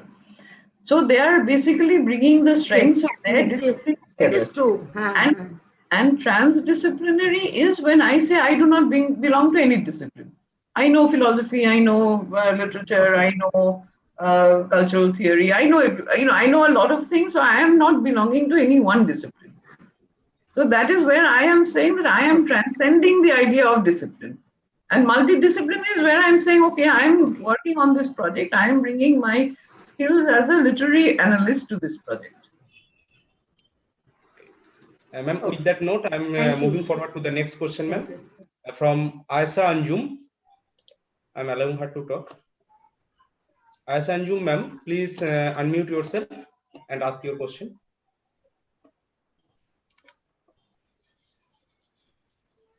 Mr. Koyal, we need to be a little brief from now on. Yes. There are only yes, sir. Yes, sir. 11 minutes or so. I'll just allow a couple of more questions with your permission, sir. Sure, but request the individuals to be brief and to the point, if you please. Yes. Okay, Aisha Anjum, if are you there, please unmute yourself. I think she is not there, so I'm allowing the next one, Mr. Abhijit Kaur-Gupta. Okay, Mr. Kaur-Gupta, if you are there, you may ask directly.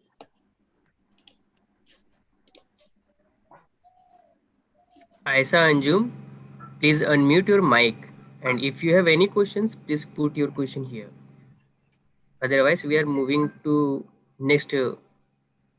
Yes, Mr. Kumar, Abhijit Kaur-Gupta is also allowed. Abhijit Kaur-Gupta, sir, please unmute your mic so that we can listen your question. Or Mr. Kumar, I think we should move on to the next one. I think they are not available right now. So move on to the next one. Maybe a single next one, last question. Sir, there is one chat box question that Meghamala Gupta.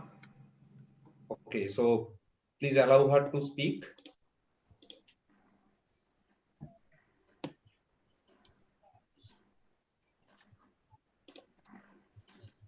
Good afternoon, everyone. I was just trying to connect, as Professor Samistar has explained yesterday, with mind mapping.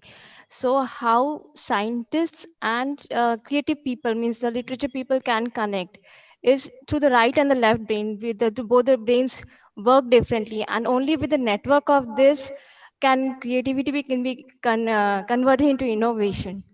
That's what I wanted to just. I am not a scientist of this specialty or something, so my knowledge is largely from the kind of popular fiction, popular science books, I was saying. But I think it's interesting that when you asked your question, you also said creative people, meaning literature or artists. Well, I don't think that. I think that creative people are also scientists, or scientists are Yeah, also yes, creative. yes. Okay, so I don't think we should talk in these, as I keep saying, in these binaries.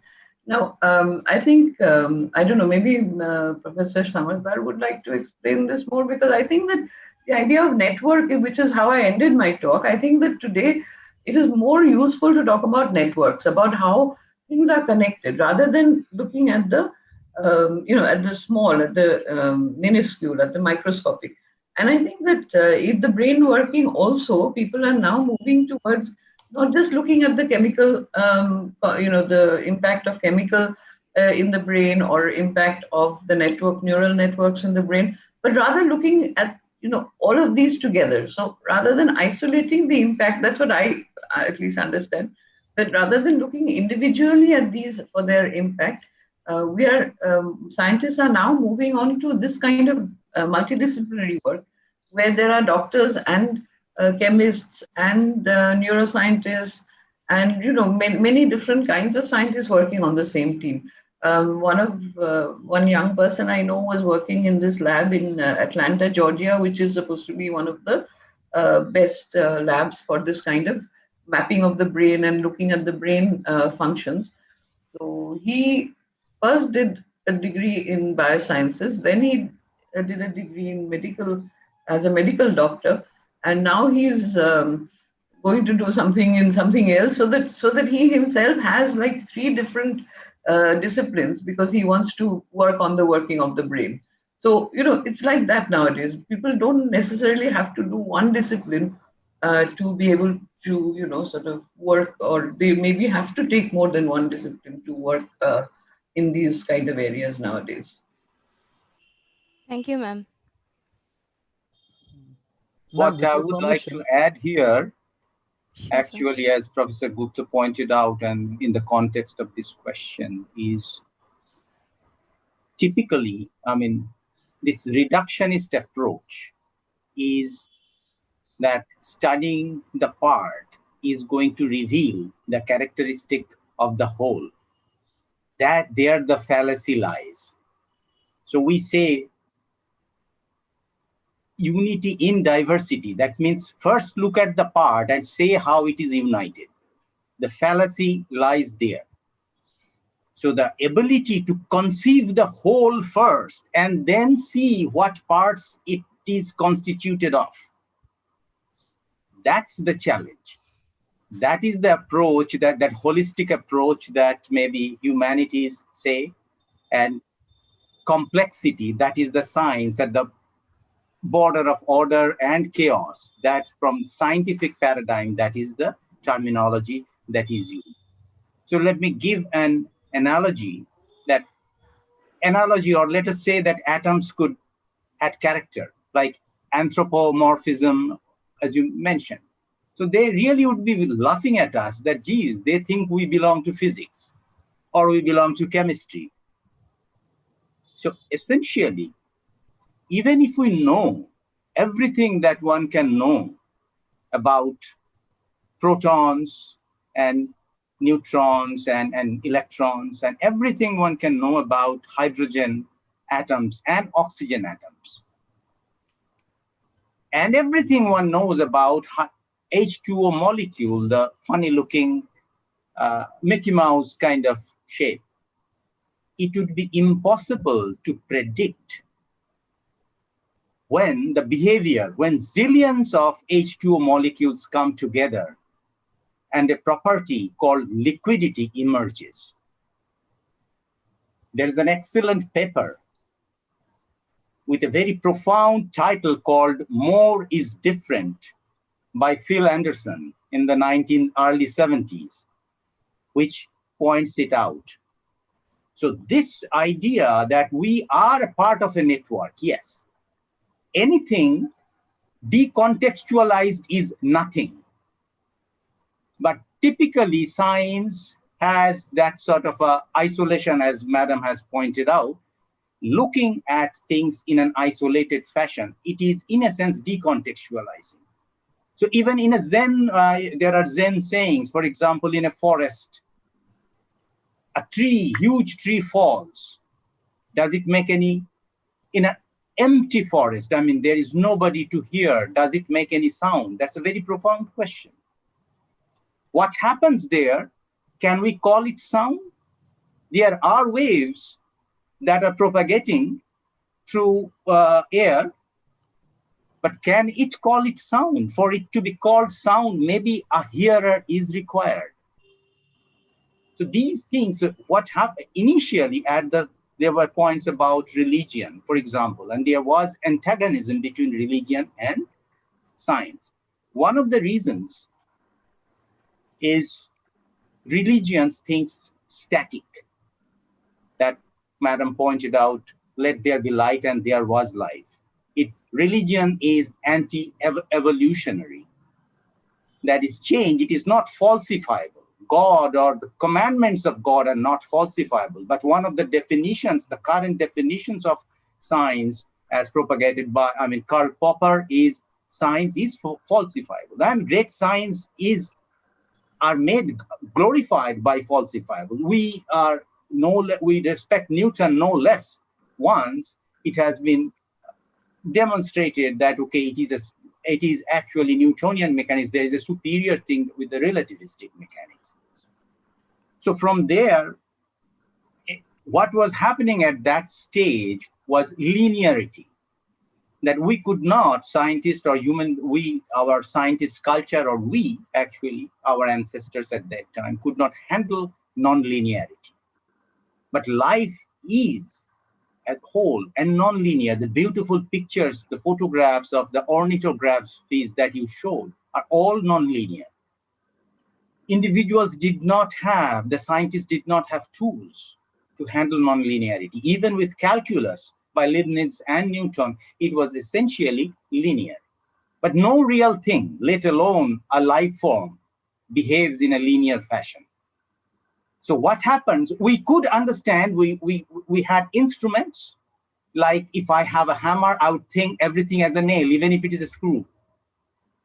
So those of us who had this tool, linear tool, tried to fit everything, round pegs in square holes and blah, blah, such cliches. But that actually, they became cliche because we actually behaved that way.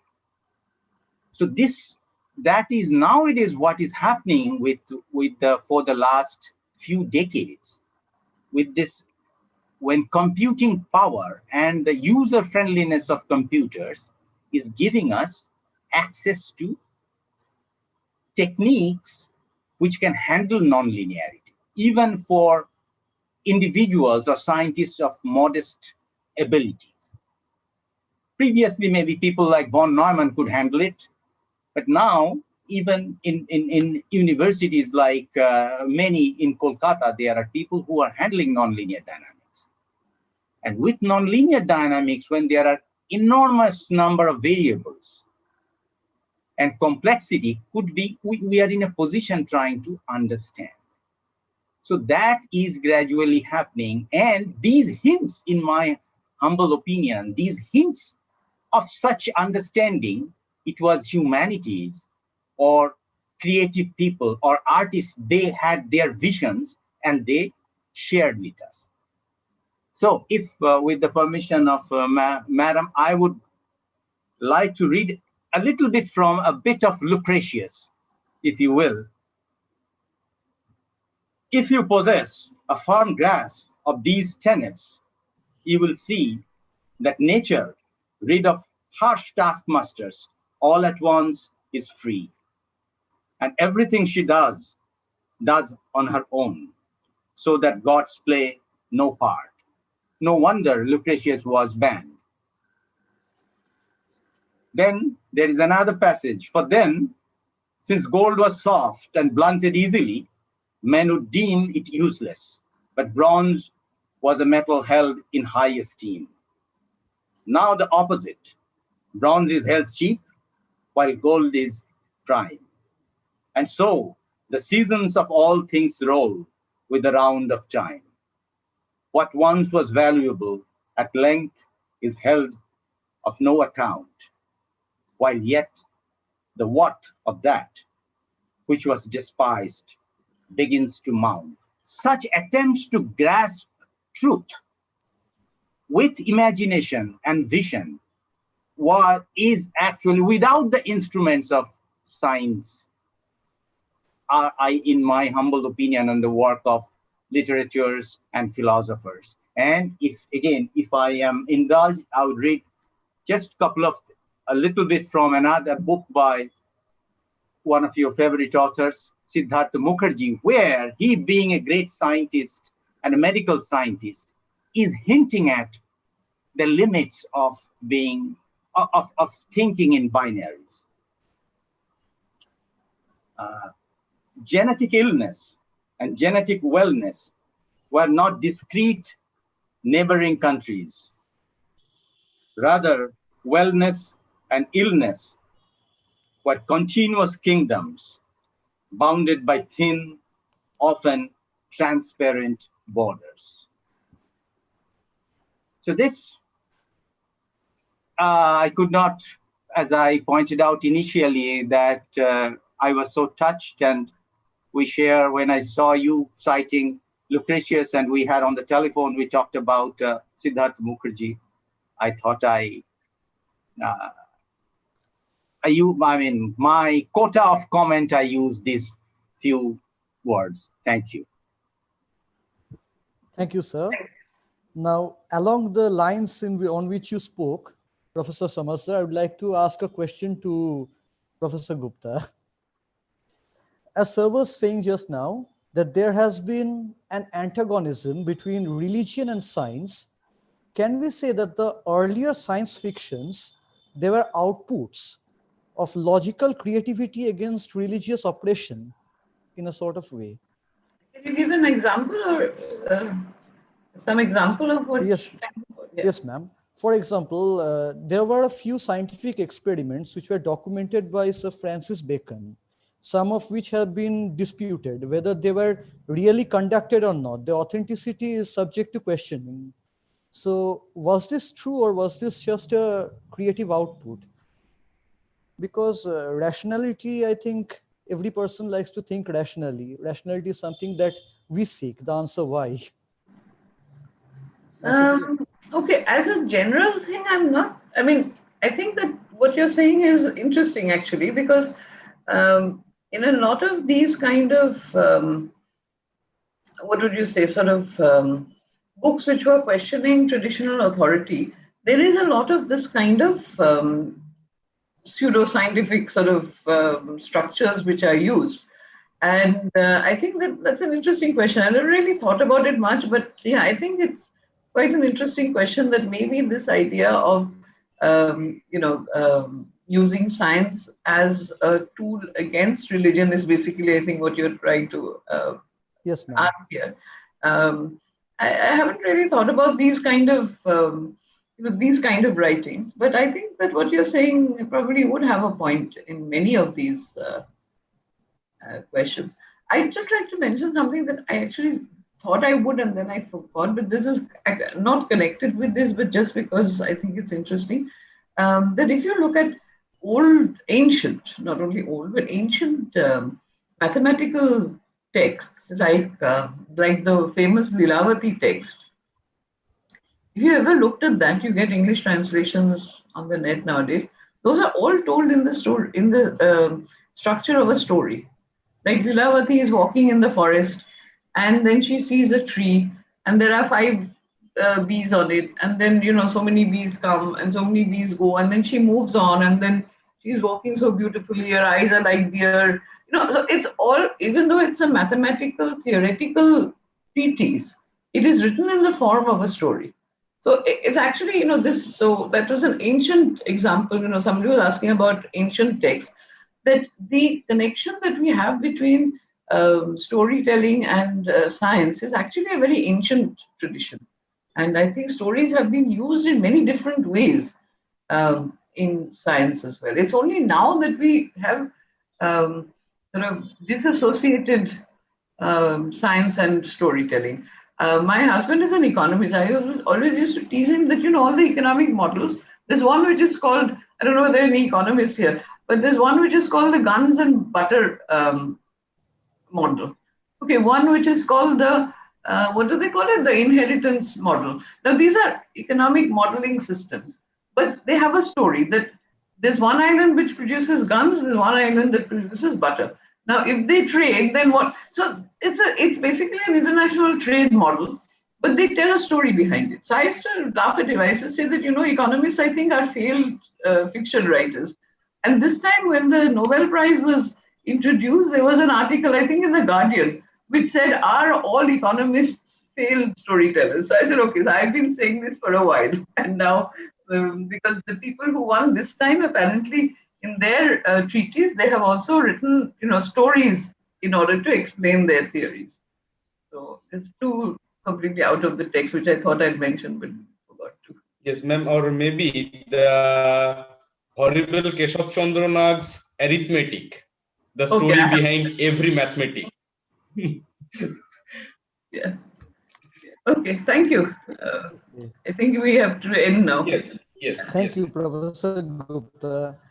Now I would like to request the chairman of our FDP sessions and the director of Natural, Applied and Social Sciences and professor in charge of the Language Laboratory, Professor Dr. Shukhendu Samazdar, to say a few words. So please. I think I have exhausted my quota. I would like to ruminate on what I have heard. And so